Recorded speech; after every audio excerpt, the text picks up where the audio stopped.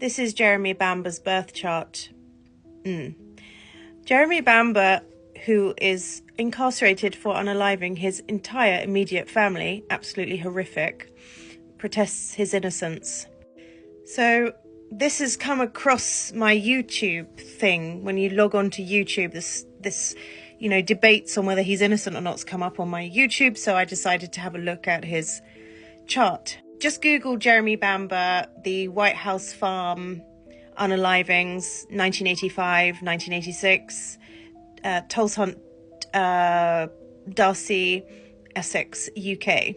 Now, I want to point out that in independent research of people who've unalived others, they tend to have mutable placements.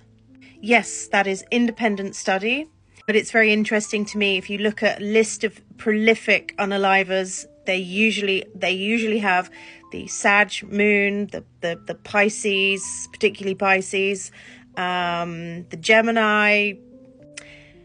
Jeremy Bamber has a T-square pointing to his moon in Sagittarius, and the 180 degrees which forms the T-square below, as you can see that red line which is showing tension, pointing at his Pluto and his south node. And if you were to ask me, what do you think of this chart? This person has been thrown in jail. I would say, yeah, because they have a mutable T-square. And it's quite likely that this person has a lot of inner tension. And of course, we have to look at the transits for that evening of this terrible tragedy. T-squares show a person who has, it's like a pressure cooker.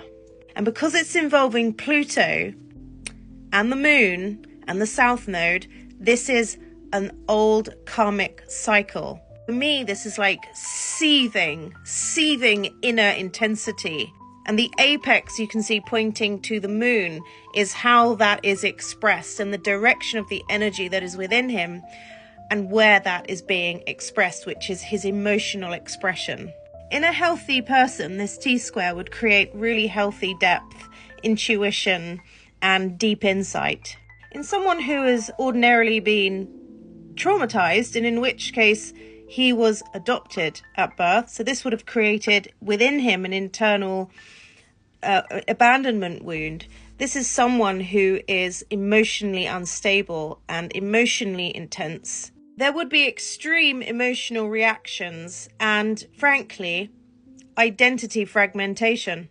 This is a karmic loop for him coming from his past lives. South node in Pisces makes him pretty delusional. He's delusional about money, about who he is as a person, because he's got Venus next to his south node, and his whole life's purpose is about transforming the energies of this T-square. You can see he's got a whopping stellium in Capricorn that involves his right at the top in Capricorn. You see the Sun, Saturn and Jupiter, and Mercury. He had to mature from an early age, but deep within him he's got this turbulent emotional energy. When people have all that Capricorn in their chart, they do often appear to have quite a dark exterior. I'm being fair here. People who are very Capricornic or Saturnian, they're very interested in status, and they like to lord over things and lord over people, especially when the ascendant is falling in Capricorn, which would make the chart ruler Saturn, of course, and we don't have his time of birth,